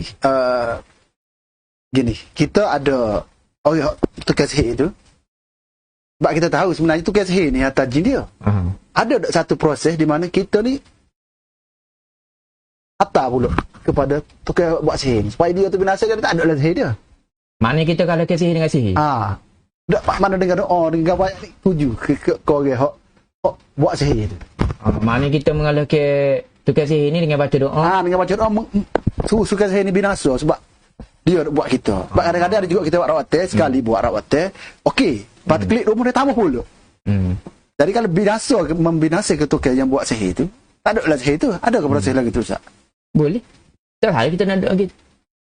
Sebab itulah kita panggil maknanya ayat-ayat yang boleh mengembalikan sihir itu kepada si pelaku dia. Maknanya dia ada satu ayat ni, amalan ni, kalau kita amal ni maknanya kalau kita dia tembok kita tu kidah dia balik. Ya gitu. Dalam kelas syariah ni ada lah. Ada amal ayat dia tu. Dengan syarat kita amal dengan istiqamah yakin lah. Kalau kita amal bila sebatin dengan cikgu kita, kalau dia nak buat jahat kita, kalau semakin tebal, kalau pakai besi lah, baju besi, kalau semakin tebal besi tu, maknanya kuat. Maknanya apa ni, latunnya dia tu, ibarat gitu lah. Sebab ada saya tengok, ada juga jenis perawat ni, dia maknanya dia tuju balik kepada orang sihir tu, supaya biar kawan tu binasa, maka dia tak buat lah, sebab dia tahu tak boleh nak berat aku ni. Jadi dia pun sebab kadang-kadang bila kita rawat jing dia tu jing dia klik jumpa dia palah pula, kau berat pula kena jadi pesakit ni. Dan ada juga yang berlaku gitu deh. Ada. Memang kita memang kita kata itulah maknanya rencah hidup, maknanya seorang perawat bila berdepan dengan masalah-masalah sihir. Kadang-kadang tukar sihir tu maknanya balas kita pula. Jadi kita family kita pula. Dia mahu ke perawat ni pula. Dia mahu ke perawat. Sekarang buat aku dia ni sebab kita jadi penghala. Jadi dia buat balas kita pula. Dia pergi serai, tak boleh serai kita, sekarang nak bini kita. Sebab tahu lemah ni dah. Sebab tu maknanya bila perawat ni maknanya itulah maknanya mungkin itulah risiko dia. Risiko dia. Kadang-kadang anak bini diganggu. Cuma kita sebagai maknanya kita lah kena maknanya bila kita zikir, mituk. Bukan hanya untuk diri kita saja, tapi untuk seluruh family kita. Lindungi untuk seluruh family kita. Itulah antara senjata kita betul lah. Okey Ustaz, satu lagi sikit ada rawat teh. Selain daripada ru'yah, ada tak rawat teh guna maya ajak kau lagu mana, ada juga dalam melawan sihir ni. Itu ru'yah saja satu jalan yang ada. Ya gini. Dia bila kita sebut ru'yah ni, bila kita sebut perkataan ru'yah, kita jangan ingat ru'yah ni maknanya rawat teh sepa belakang ini jumpa ustaz ini. Bukan itu semata-mata ru'yah. Bila kita sebut ru'yah ni sebenarnya satu bentuk, maksud ru'yah sebenarnya satu bentuk doa, amalan hak kita baca untuk melindungi diri kita. Ataupun termasuk juga amal ibadah kita. Bila kita sebut ru'yah, doa-doa wirid-wirid. Doa harian kita. Semaya tu pun ru'yah juga. Semaya itu. Semaya sunat kita tu ru'yah. Mana amal ibadah kita. Melihat kekuatan rohani kita dah. Saya contoh mudah gini lah. Kita tengok kehidupan Rasulullah. Ya. Kehidupan Nabi kita. Sejak pada Nabi bangun tu, Nabi yang ada tidur, Nabi baca doa. Nabi ajar kita baca apa ni, nak bangun apa ni, baca doa, bangun tidur, lepas tu duduk ni, baca doa pula. Nak pergi ke tandas, doa pula. Masuk bilik jambil, baca doa pula. Tubik jambil, doa pula. Lepas tu pakai baju, doa pula. Maknanya 24 jam tu ada je baca-baca hak Nabi baca. Ya. Itulah ru'yah sebenarnya. Maknanya bila kita sebut ru'yah tu maknanya overall. Jadi kita ingat bila cuma hak kita kata ni khusus. Dari segi umumnya itulah itu ru'yah. Maknanya kehidupan Nabi kalau kita tengok kehidupan Rasulullah ni penuh dengan ru'yah. Sebab Nabi nak ajar kita hidup ni biar kena ada benteng diri. Lagu mana cara kita nak benteng diri kita? Dah betul. Amal doa, amal zikir, amal maksurat, patuh semayah wajib. Kena jaga. Kena ni. Sebab itulah apa ni? Salah satu cara bila passion mari pada kita. Salah satu bila dia tanya lagu mana ustaz? Amalan. Hak boleh kita ni. Pertama salah satunya kita kata perkasakan benda hak wajib. Perkasakan benda yang wajib. Contoh semayah lima waktu. Perkasakanlah ke mana? Contoh sebelum ni kalau kita tak pernah awal semaya di tak pernah semaya di awal waktu. Maknanya kena semaya di awal waktu. Kalau kita semaya jemaah di masjid cukup 5 waktu. Semaya di awal waktu tapi tak pernah hasut khusyuk. Maka kena ubah. Biar menghayati solat kita tu. Setiap pada kita akad takbir baca kita menghayati betul-betul. Mana kita menghayati kita solat kita tu biar terus. Maknanya Ustaz, kalau kita betul ikatan kita dengan Allah Ta'ala tu kuat, hati kita dengan Allah Ta'ala kira ni memang agak suka lah untuk semua ni makan kita. Betul. Dia tahu, dia kenal kan. Betul. Sebab tu lah saya kata konsep Arsyah hak kita bawa ni kita letak ke jiwa kalbu ni pokok utama ni. Bukan kita bila belajar ru'yah ni kita nak amat atud tak.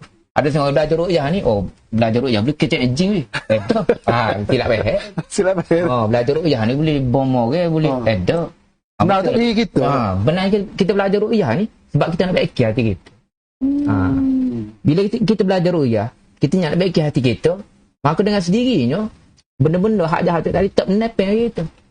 Sebab kita kena ingat jin syaitan iblis ni, jin syaitan ni mari pada kita sebab hati kita kotor. Kalau hati kita bersih, cuci, agak-agak mana jin syaitan mari duduk kita. Dia mari tak dekat dah. Betul tak? Sebagai contoh saya bagi contoh ginilah analogi mudah dia. Analogi mudah. Kalau rumah kita ada sapuh ni. Sapuh bau busuk. Lalak mari. Kita marah. Kalau kita marah ke lalak. Kita marah ke lalak, serabut lalak, kita pun ambil reset pergi spray. Mampu tak lalak? Tentulah mampu ni. Mampu. Mai pula. Lagi tak buat sapuh tu. Tu kata. Sebab apa? Sebab sapuh. Sebab lalak mari bukan sebab rumah kita. Lalak mari sebab sapuh. Sebab bau busuk. Kalau tempat tu maknanya cuci bersih wangi, agak-agak lalak mari duduk nepek. Tak ada. Maknanya kalau segitu perawat letih lah perawat. Letih. Girok-girok ya. Klik. Sebab tu. Ahli ruqyah kata semayalah jangan kita tinggal balik semaya tak semaya pun segala mari pula. Sebab tu konsep kita bila pasien mari biasanya bila pasien mari kita akan beri maknanya dalam 5 minit 10 minit konsep tazkiyah tenang jiwa kita. Tu konsep kita. Biar maknanya biar dia nampak, biar dia faham konsep ni, dia terima dulu. Gapah kita dakwah dulu. Mak dakwah. Maknanya gapah berlaku ni sakit kau, biar dia pertama kali kena accept benda tu, kena terima benda tu. Kena terima hakikat ujian. Mana kita kuat jiwa dia. Bila dia boleh terima benda ni, maknanya dia boleh terima, boleh cuci jiwa dia, sebenarnya dah 70% tu dah sembuh sebenarnya. 70% tu. Konsep dia. Sebenarnya dia telah melalui jalan keselamatan semangat 70%. Kalau dia boleh terima. Boleh terima dia sebut. Ustaz, masa pun kita topik kita ni banyak sebenarnya kita bicarakan tapi masa tu mencuri kita. Jadi ada beberapa soalan dah. Kita ambil dulu soalan. Kejap lagi saya akan tanya soalan yang kita beritahu. Jadi 3 soalan Ustaz kita akan tanya penonton kita. Tapi sebelum tu soalan yang ditanya oleh penonton kita ajukan kepada Ustaz dulu. Okey. Ni Zaimah rasa Ustaz dah jawab dia ni. Cuma saya tanyalah dia hantar ni. Ustaz, jika perawat tu nak minta daun-daun yang payah nak boleh. Daun yang ada dalam hutan. Untuk tujuan buat air mandi, untuk pelepuh. Untuk pelepah. Ni pun cara tak betul ke Ustaz? Dia kalau misal kata kalau jenis Ustaz uska lah sebut Ustaz ni takut jadi tu pula dia. Malah dia untuk umur kalau jenis minta bagi tak boleh siapa menyusahkan kita tu biasanya tak perlu dah. Lebih kepada nak kata syirik tak betul ni takut macam dok sangat ke. Cumanya kalau sampai benda tu menyusahkan tu maknanya itu bukan kaedah kita. Maknanya dalam ruqyah syariah ni tak ada. Maknanya sebab benda tu menyusahkan siapa kena cari masa hotel cari apa kerja ni sebab benda ni kalau kita nak mandi mudah dalam perubatan Islam boleh cari daun bidara ni dalam kampung ada tak perlu masuk hotel. Daun bidara untuk mandi ke apa tak perlu cari siapa masuk dalam hotel siapa menyusuhkan diri boleh gitu masalah tu duk pasal masalah. Gi rupa-rupa dia masa tu. Maknanya mana tak perlulah. Tak perlu dah. Tidak perlu siapa menyusahkan diri kita tu. Tak perlu. Mana perlu kita perlu ragui logik akal lah ni. Kita sakit dah so cari pula bagi laut tu. Bukan tak pokoknya kau nak buat telur titi betul. Payah pula kata dah. Okey, ni ada lagi soalan ni daripada Asmadi. Ni dia tanya, adakah kita boleh guna khodam ghaib untuk berubat? Khodam ghaib ni apa tu Ustaz? Ya, khodam ghaib ni apa ni seperti kita kata tak? Macam jenis jin jugalah. Pada khodam ni jin lah. Rijalul ghaib, khodam ghaib serupa lah tu. Pakej dia berlaku. Rijalul ghaib apa semua tu? Dia kalau ikut gapak saya belajar lah. Ya. Kalau ikut dalam perubatan Islam ni, tidak ada rawatan dengan menggunakan khodam ghaib. Orang antara tak ada? Pak antara nurung pun tak boleh. Contoh, dia mari ni, dia suruh tubik sunah kali jaga. Contoh tak. Hak mari, tubik suara lain. Wali dah orang tu dah? Wali ni, ketik tubik suara lain. Kita pun tajuk. Padahal, jin kena tipu hidup. Bagi salam molek. Dia kata sona bonang lah pula. Bagi salam molek ni. Mengucap molek. Kita sekira tu 2 minit 2. Molek ni, bagi molek ni. Kita percaya lah cengeng. Tapi kena tipu dia hidup. Sebab dalam perubatan Islam ni tidak ada tidak ada interaksi hubungan antara bangsa jin dan bangsa manusia. Tak ada. Kalau dia tu guna, maknanya guna pak antara khodam ghaib ke jin ke, salah dengan konsep perubatan Islam. Sebab kita dalam perubatan Islam kita guna Quran satu batu sebab memang tak ada ayat dah. Quran tu syifa. Quran cukup dah. Masalah tak yakin jadi terjadi sebab masalah kita tak yakin. Kita tak yakin. Hati kita tu masalah. Hati kita tu kena rawat dulu. Ya. Sebelum kita cari benda lain, hati kita tu kena rawat dulu. Okay Ustaz, ada lagi soalan ni. Soalan saya, dia kata kalau kita rasa macam mermeh bulu roma, naik bulu roma lah, naik bulu roma tekuk dia lagu mana? Ni yang agak pelik. Soalan ni lah dia kata naik bulu roma agak pelik. Adakah ketika itu wujud makhluk halus dalam rumah kita dan mungkin telah disihir? Dia kata dia rumah seriang, bulu malam-malam tu seriang.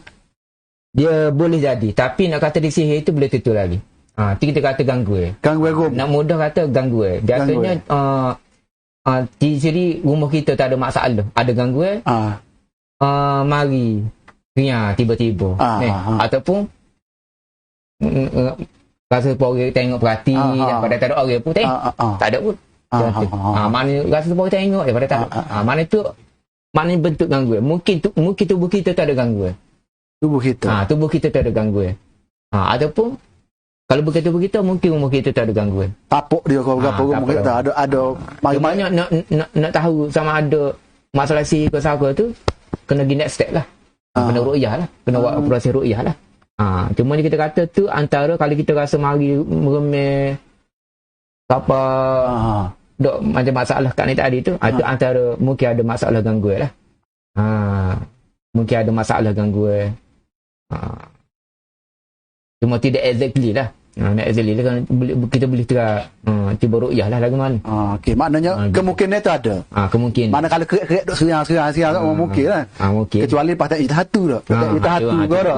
Pasal orang ni suka cak itahatu kata. Naik belum romo dia kata hati dia tengok dia menakik diri. Kena tengok jugalah logik dia tu. Okey Ustaz. Assalamualaikum Ustaz, ni lavender Ikora ke apa ni? Assalamualaikum Ustaz. Kalau yang sembak atau terkena tu pula macam mana Ustaz? Kalau hak sembak tengah jalan ke lagu mana tak kira lah, tepi rumah ke mana sembak tu, cara dia ke kena ru'yah. Kena ru'yah. Kena ru'yah. Maknanya sebab kadang-kadang hak ada mari gangguan ni, kadang-kadang benda tu dia tak ada masalah. Bukan masalah sihir pun, bukan masalah saga pun, tapi sembak. Mungkin masa tu tubuh yang lemah. Sebab kita kena ingat tubuh kita ni ada ketikanya lemah. Ada ketika kita ni tak ingat tutup pintu tubuh kita. Tak ingat tutup pintu. Menyebabkan jin tu masuk. Sebab jin ni dia tak tidur. Jin ni dia buat je, dia perhati tika mana aku boleh masuk. Tika mana? Paling keluar tu boleh masuk, tak itu masuk. Tama-tama puan. Puan ni kena ingat benar. Teman-teman kalau mari ABC juga kena. ABC. Walaupun kita tak boleh semaya, tapi tolonglah amal zikir, baca zikir hak Nabi ajar. Tak salah. Tak dosa kalau kita baca Al-Fatihah Al-Kursi, sebab tu memang zikir hak Nabi ajar. Niat zikir ada. Niat zikir tak masalah. Ni bila tak semaya pakai senyap tu.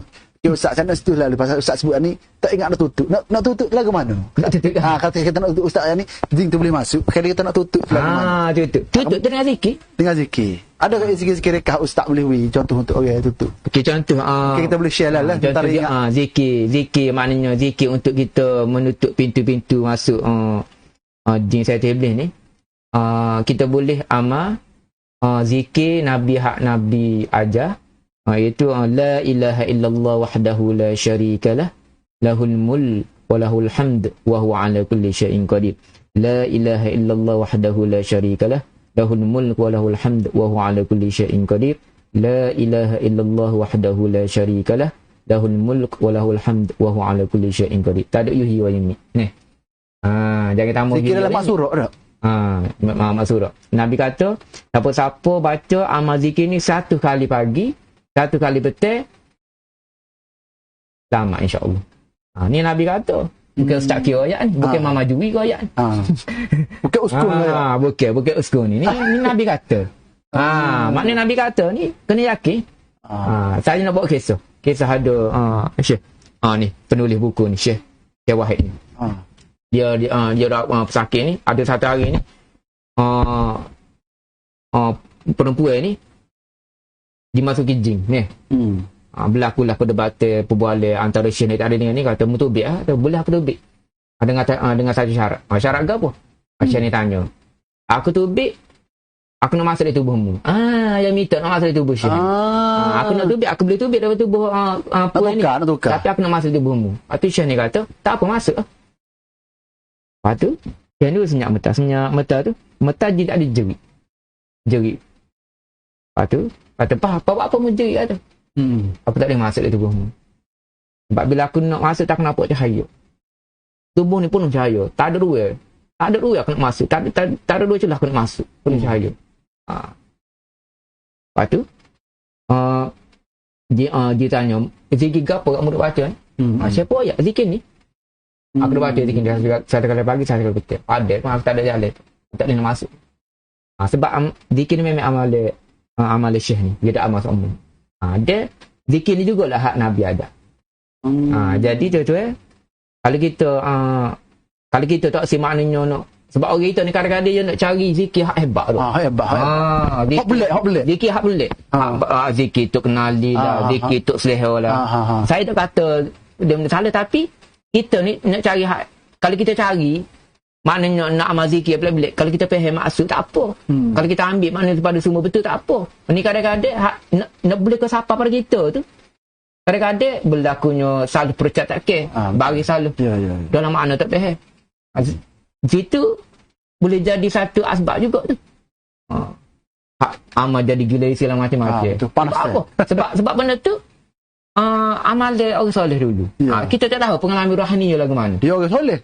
Kita tak soleh. Kita ni ikut. Sebab kita nak amal ni sebab apa? Sebab kita amal ni terpegung dengan hebatnya untuk nak boleh jalan atas hari. Kau amal dia amal dia amal Qur'an 1000 kali. Kita pun baca lah Qur'an 1000 kali. Baca-baca tak boleh jalan atas hari. Hak jadinya gelesing. Tak? Apa gelesing? Dah amal keluar Allah. Jadi gelesing moga dia mau duk baca dengan sebab nak kelebihan jalan atas hari. Tu kenal dia amal baca sebab takarut dengan ta'ala. Itu kata beza kita, perjalanan rohani kita, jiwa kita dengan orang lama dulu. Orang soleh lama dulu amal zikir bukan sebab nak kelebihan. Tapi sebab media ni maknanya dia. Maknanya hubungnya dia tu. Takarut dia tu. Itu silap kita. Jadi saya pesan pada penonton-pendengar, kalau amal zikir, kalau kita orang awal ni maknanya amal lah dulu zikir hak Nabi ajar. Zikir ni hak sesuatu hak saya baca tadi tu padir. La ilaha illallah wa la syarikalah lahul mulku wa lahul hamdu wa huwa ala kulli syai'in qadir. Tak ijazah tadi? Saya ijazah tadi. Mau terima. Jadi penonton-penonton ayat semua terima. Jadi supaya ada beri dan ada menerima. Boleh amal zikir itulah. Boleh amal zikir itu untuk bagi pelindung diri. 100 kali pagi, 100 kali petang. Jadi dah dapat dah satu amalan utuh dengan hari ni. Ustaz ada lagi soalan ni? Ustaz, daripada Mazidah Muhammad ni, Ustaz, jin Islam dia ikut syariat Nabi Muhammad kan? Jadi dia solat puasa sama jalah caranya macam kita. Ke macam mana? Dia serupa dengan kita. Maknanya ditaklihkan macam kita, akan dipersoalkan macam kita. Cumanya mungkin cara ibadah dia tu mungkin cara dia tak. Tapi dia juga mengamalkan syariat serupa dengan kalau dia tu maknanya terima agama Nabi Muhammad, maka syariat dia tu mestilah sama dengan syariat Nabi Muhammad. Tak kira lah benda tu maknanya kalau dia beriman dengan syariat Nabi Muhammad, tak kira benda tu kontradik pula lagi. Tapi orang kata, Ustaz, ada orang kata sebaik-baik jin sejahat-jahat manusia. Itu ada istilah dulu bakal sebaik-baik jin tu sejahat-jahat manusia. Mana nak ayatnya jin ni jahat nak ayatnya. Walaupun jin orang kata baik-baik sejahat-jahat manusia dah jin. Ada istilah orang sudah sebut lah dulu. Allahu a'lam lah, betul ke tak kita tak tahulah. Jadi ada lagi Ustaz soalan ni. Ni Ustaz dia kata boleh ke Ustaz beri alamat penuh tak di mana kami boleh pergi berubat? Mungkin Ustaz boleh sebut lah tak apa. Okay. Kalau bagi siapa-siapa yang berhajat nak berubat ke, boleh pergi ke rumah saya lah, di Padai Kala. Saya duduk rumah tu di Padai Kala, Pingat, dekat dengan YKK. Dekat YKK. Dekat dengan YKK. Ustaz bagi nombor telefon boleh tak apa, kita benar. Boleh ya. Boleh tak apa. Boleh ambil telefon lah. Nombor telefon saya 018 393 0311. 018 393 0311. Pada yang bertanya ni boleh hubungi Ustaz kita, Ustaz K orang kan. Yang mesra Ustaz K lah. Ustaz K. 018 393 0311. Bismillah. Ada lagi soalan ni, Ustaz. Tuan, saya ingin bertanya, jika sering bermimpi yang aneh-aneh, tak tahulah aneh tu lagi mana, adakah itu salah satu tanda gangguan sihir atau sekadar mimpi mana tidur? Terima kasih. Okey, pertama sekali kita kena tengok lah bentuk mimpi tu. Kadang-kadang mimpi ni ada betul, ada tak betul. Kadang-kadang mana tidur ni. Kadang-kadang kita mimpi tu benda tu sebab kita terlalu fikir. Masa hari kita terlalu fikir masalah tu, sampai terbawa dia tidur kita. Ada juga lagu tu. Ada juga. Tidak semestinya bila kita sebut mimpi pelik-pelik ni jin setan. Tak, jangan gaduh. Mana kalau tu benda tu kerat. Kerat sangat. Dia kita pun rasa kondisi tubuh kita ni berasa macam tak selesa, tak nyaman. Ni rasa macam apa ni, lah kena tak selesa lah. Jadi rasa macam dari segi perasaan emosi pun rasa macam nak stres, rasa macam nak maru, rasa macam tu mungkin sombak orang tu sombak. Mungkin ada susu ada gangguan lah. Ada gangguan. Mungkin. So walaupun mimpi, mana mimpi tu satu alamat. Tapi perasaan tu mesti ada. Lepas kita jaga tu, ada rasa cok sedap ko, rasa kesah ko tak. Kena tengok banyak sudut lah, kena tengok banyak faktor. Betulnya kalau rasa tak itu, pergi jumpa doktor, tak ada sakit, baru boleh cari perawat. Itu lebih baik deh. Itu lebih baik. Mana ngesah doktor dulu. Kalau doktor kata awak ni demam biasa, okey, berubat secara klinik. Kalau doktor kata pelik tak, okey, boleh ikhtiar cara syifa. Okey, kita ada Siti Asma, Ustaz. Siti Asma ni dia kata kalau perasaan kerih tu kira syirik juga. Okey. Dia perasaan kerih ni dia termasuk dalam bab lagu mana tukang sihir mendatangkan jin untuk buat kerja. Dia panggil istilah perbuatan bersumpah tanam jin. Sumpah tanam jin. Bersumpah tanam jin. Biasanya kalau perasaan kerih ni apa ni lebih terdedah kepada mainnya talbih terpuai jin setan, lebih kepada unsur syirik. Sebab biasanya Tok Bomo ni dia nak mendatangkan jin tu tak ada, dia kerja, dia akan buat, dia akan bersumpah atas nama Allah, bersumpah atas nama jin. Dia jenis kata boleh cara dia mempuasak ke mempuasak ke contoh kalau lah Tok Bomo ni nak membiasakan antara dua suami isteri. Bila puasak beri, puasak kemie, dia taburlah bang busuk, apa ni benda-benda busuk, tabur bang busuk. Maka akhir apa ni akhir Renggil, bala. Angka renggil lah pasangan suami isteri. Suami isteri. Maknanya perbuatan pasal kuih ni ada unsur-unsur bersumpah atas nama jin. Biasanya gitulah. Kalau hak jenis perasak kerih hak keturunan ni kena perasak. Contohnya tok nenek kita amu ambil lagi tapi tiap-tiap malam Selasa kena perasak kerih ni. Tak boleh. Lagi mana Ustaz? Biasanya ada barang juga situ. Ada kode duduk situ.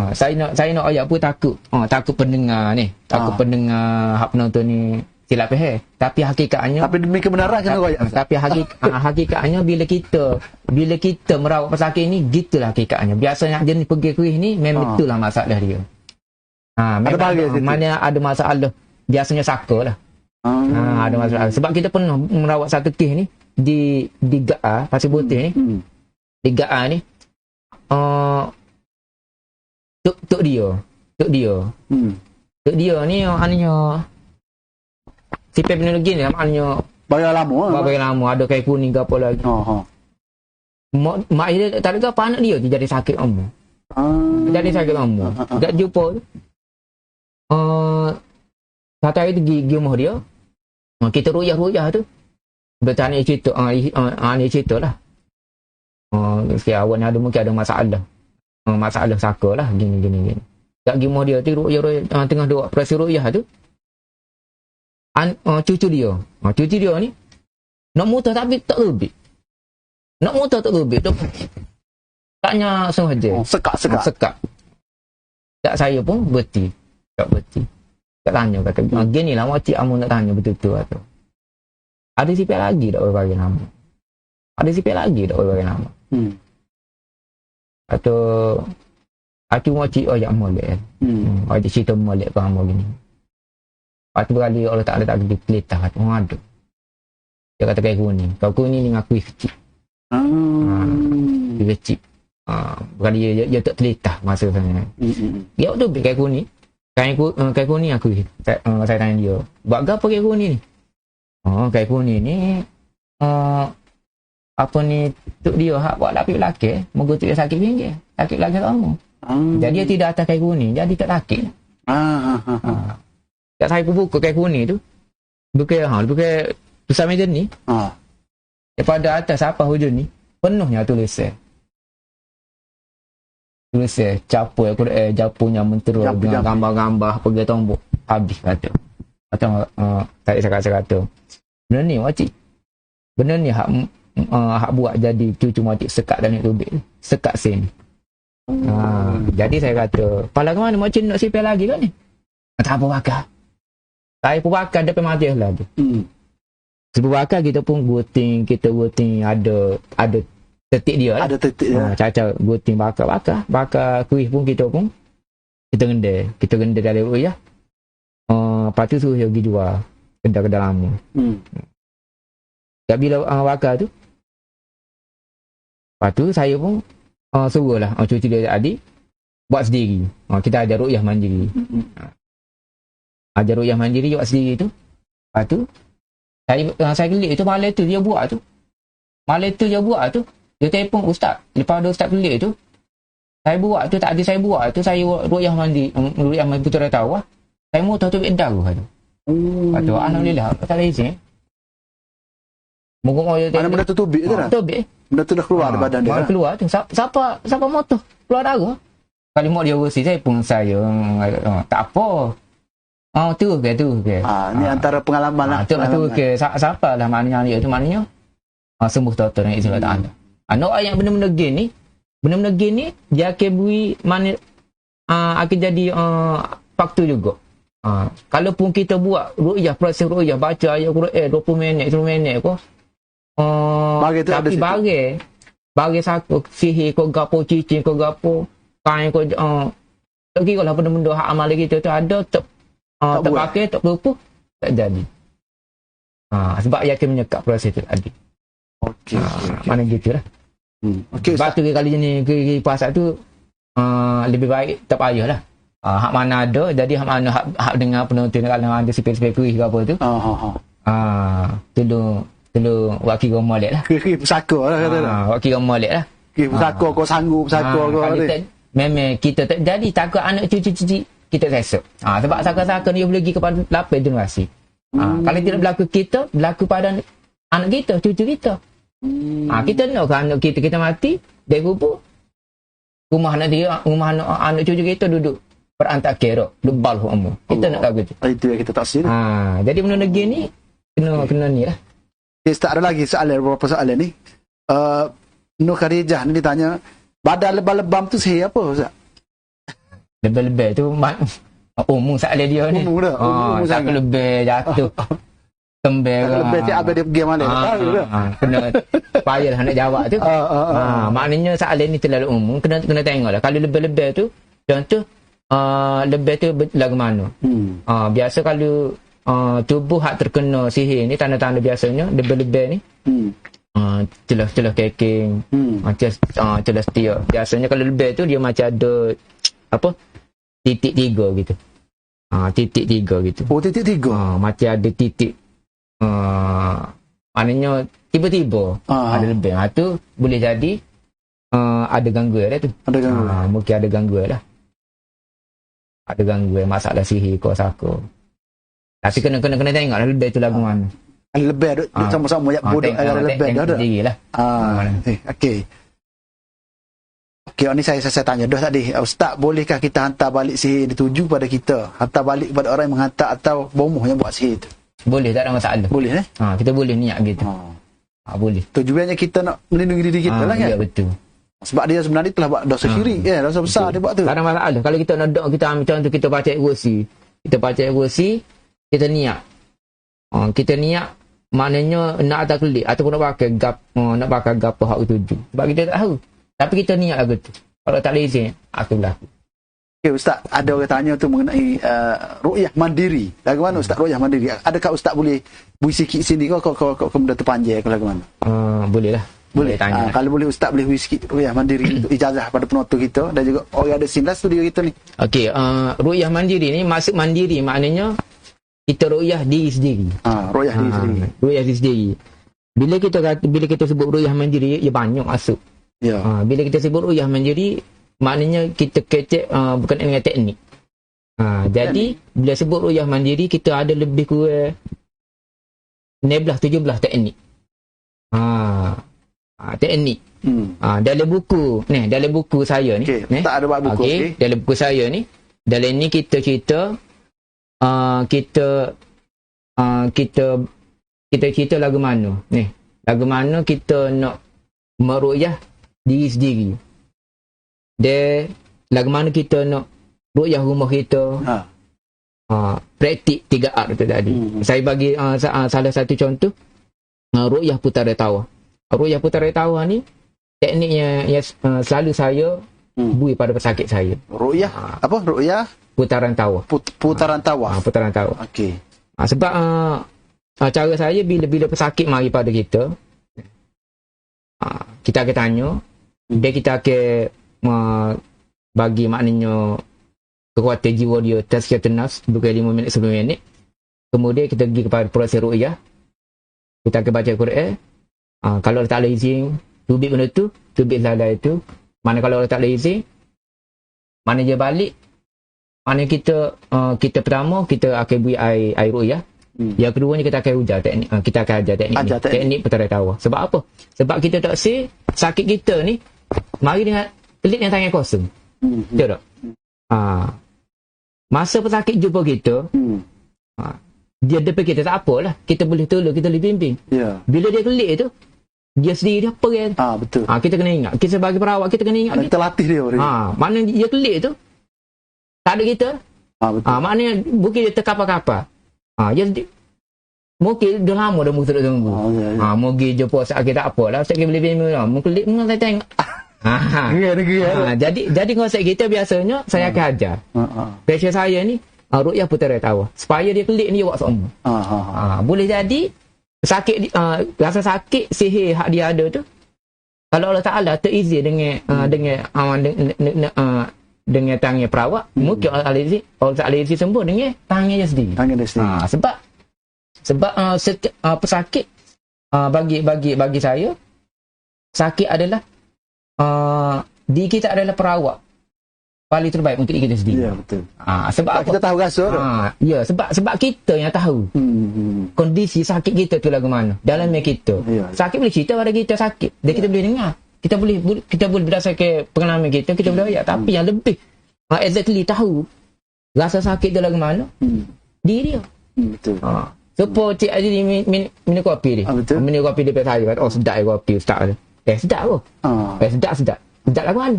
Saya betul tak? Nak cerita tak boleh? Tak minum sendiri. Tak minum sendiri. Itu dah masuk dia. Ya. Tak kena yang pesakit lagu tu lah. Jadi, betul lah kita ajar ruqyah mandiri ni, putera tawah, supaya sakit dia tadi, dia boleh amal seumur, mudah-mudahan bila dia amal ni, lama-lama, rasa sakit dia tadi dia. Ataupun kalau berlaku pula dia boleh rawat diri sendiri. Ataupun berlaku pada isteri anak bini dia boleh ruqyah. Ini basic. Bagaimana Ustaz? Jadi cara dia mudah saja. Baca dia pun tidak payah. Baca dia pertamanya Al-Fatihah, ayat kursi, Qulhu, Al-Falaq dan An-Nas. 5 surah ni. Macam mana Ustaz? Al-Fatihah. Al-Fatihah. Okey. Ayat kursi. Qulhu. Okey. Al-Falaq, An-Nas. Tu untuk baca yang boleh dibaca. 3 kul lah ni. 3 kul. Berapa kali baca Ustaz? Okey. Dia ada dua langkah. Langkah pertama ni. Langkah pertama, pastikan kita dah keadaan berwuduk. Bersih. Kemudian menghadap kiblat, duduk dalam keadaan tahiyat awal. Ataupun duduk atas kursi macam ni kau tak ada masalah. Atas selesa lah. Duduk tawajud molek. Sebelum nawak ni niat supaya ya Allah ya Rabb, berilah keberkatan pada isteri aku ni ya Allah, sembuhkanlah penyakit aku ni ya Allah. Maknanya kita tawajud, kita minta Allah Ta'ala. Kemudian kita pun letak tangan kita pada mulut kita macam ni, kita letak macam ni dan kita baca Al-Fatihah. Baca Al-Fatihah sekali, habis siup kita buat tangan. Kemudian baca ayat kursi. Tangan tertutup gini lah. Tangan dia kena di bibir. Kena di bibir. Di bibir. Kemudian baca ayat kursi sekali. Habis siup. Qulhu. Habis siup. Sampailah surah An-Nas. Itu step yang pertama. Kemudian lepas kita baca tu, kita boleh letak tangan sana ni di perut kita. Letak di perut. Letak di perut. Kemudian kita baca sekali lagi Al-Fatihah 3 kali dengan pusing ikutlah wajah. 3 kali baca. 3 kali baca. Al-Fatihah. Baca Al-Fatihah. Bismillahirrahmanirrahim. Alhamdulillahirabbil alamin. Arrahmanirrahim. Maliki yaumiddin. Iyyaka na'budu wa iyyaka nasta'in. Sampailah 3 kali baca. Sambil kita baca Al-Fatihah tu, kita niat. Kita niat biar semua penyakit ada tubuh kita ni kupu sini dah aku. Kupu. Kalau ada apa ni gangguan aku, biar kupu sini dah aku. Ni. Kita baca cukup 3 kali. Waladdallin. Kita pun tarik sambil baca Bismillah. Allahu Akbar. Tarik 3 kali. Masa tarik sebut Bismillah. Bismillah. Allah. Siapa ni? Paksa. Kadang-kadang benda tu nak tubik tapi sekat. Siapa sini ni? Bismillah. Allahu Akbar. Lepas tu habis 3 kali tarik, tak pula baca kursi pula 3 kali. Cukup 3 kali buat sebut tadi. Bismillah. Allah. Siapa lah surah An-Nas? Apa habis? Siapa surah An-Nas? Siapa surah An-Nas? Okey. 3 kali. 3 kali. Jadi kalau tubuh dia tu ada gangguan, kalau tubuh dia tu ada gangguan, yakin mutah. Yakin. Kalau Cik Ali dia yakin dia. Yakin mutah. Betul tak percaya kalau apa ni cari di demam ke gapo ni gapo jawab aku tak tahu. Nanti kau masak tu demam pun jadi. Demam boleh. Sungguh saya buat. Maknanya kita pun penyakit ni. Maknanya baca putera tawah ni kita buat ni bukan hanya untuk jenis penyakit sihir dok. Kadang-kadang penyakit seperti kecil manis saya ada teknik sama. Ada jadi alhamdulillah. Tak jadi mungkin putaran tu kira ikut putera tawah tu dah. Putera tengah tu dah. Lawit je. Lawit je. Mana kita baca dengan yakin. Baca molek niat, yakin ayat Quran. Insya-Allah. Kalau tak ada izin benda tak akan keluar. Akan mutu. Bila mutu tu alhamdulillah. Okey Ustaz. Tadi hamba terima lah ijazah ru'yah putaran tawah. Saya ijazah lah tu berlaku tu teknik tu. Jadi hak mana mendengar baik sekarang ataupun selepas ni boleh amal Ustaz nota kau boleh terima daripada Ustaz lah tu. Insya-Allah. Pasal disiplin ilmu Ustaz dah. Gitu deh. Jadi alhamdulillah kita panjang dah sebenarnya Ustaz ni. Tapi penonton kita ni banyak lagi, tapi kita minta maaf sebab apa? Sebab masa kita terlampau atau mencemburui kita. Insya-Allah kalau ada masa kita akan buat lagi. Ustaz kita akan jumpa lagi Ustaz. Tapi sebelum tu penonton kita bersedia, saya akan tanya soalan. Sedia dengan pen dan juga kertas. Saya akan tanya soalan. Okey. Sila jawab, hantar jawapan anda ke ruangan mesej Facebook Pusaka Awang Kelantan beserta nombor telefon. Okey. Satu soalan RM50. Nak cari mana Ustaz? Dengar ceramah, dapat ilmu, dapat ruqyah lagi. Boleh biti. Boleh biti. Satu soalan RM50. Kita bagi. Jadi alhamdulillah. Jadi pertama sekali soalan kita nak tanya, siapakah kita punya ahli panel kita hari ini? Nombor telefon ahli panel kita dan juga akademi. Okey, akademi yang telah diasaskan oleh ahli panel kita hari ini. Pertama, siapakah ahli panel kita? Yang kedua, nombor telefon ahli panel kita. Yang ketiga, apakah nama akademi yang diasaskan oleh penceramah kita pada hari ini? Mana kalau 3 soalan ni boleh jawab, kenal tu siapa kita punya ahli panel hari ini, dah boleh kontak sama ada nak belajar ke dengan Ustaz Sarah. Ustaz alu-alukan kan kalau ada orang nak belajar ke apa ni. Sebab ilmu ni perlu kita tuntut insya-Allah. Itu soalan yang pertama. Yang kedua sekali, kita ada beberapa jenis ru'yah. Okey. Kita ada beberapa jenis. Saya sebutkan itu kita ada 2 jenis ru'yah. Okey, penonton perlu sebutkan ru'yah tu apa nama dia. Contohnya ru'yah A.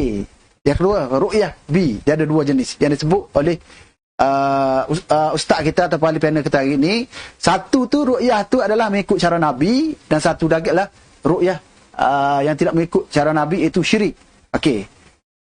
2 jenis ru'yah yang disebutkan oleh ahli panel kita hari ini. Dan yang soalan yang berkait dengan ru'yah ni juga, masih lagi dalam soalan yang kedua, apakah ciri-ciri kita nak tahu bahawasanya ru'yah yang dibuat tu oleh perawat yang kita pergi jumpa tu satu kaedah yang salah. Maknanya contohnya Ustaz sebut sana mengenai usku ataupun ustaz dukun. Jadi kita nak kenal macam manakah ustaz dukun ataupun orang-orang yang mengamalkan perubatan yang dia dakwa dia sebagai perawat Islam, tapi sebenarnya kita tengok dia bukan perawat Islam. Boleh berikan ciri-ciri tersebut. Pertama saya tanya tadi, soalan yang kedua tadi, apakah nama ru'yah yang ada 2 jenis ru'yah, dan bagaimana kita tahu ciri-ciri orang yang kita pergi merawat ataupun usku yang bukan daripada kalangan ru'yah yang diamalkan oleh Nabi. Okey. Itu soalan yang kedua. Okey. Soalan yang ketiga. Okey. Soalan yang ketiga.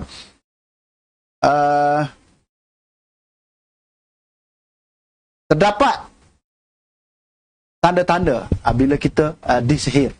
2 tanda yang disebutkan oleh ahli panel kita tadi. Okey, 2 tanda. Penonton-penonton kita berikan tanda-tanda kita disihir. 2 jenis, bukan tanda, 2 keadaan. Di mana keadaan kita disihir, kita akan dapat dalam 2 keadaan. Nyatakan tanda-tanda tersebut. Macam manakah kita nak tahu tanda-tanda tersebut?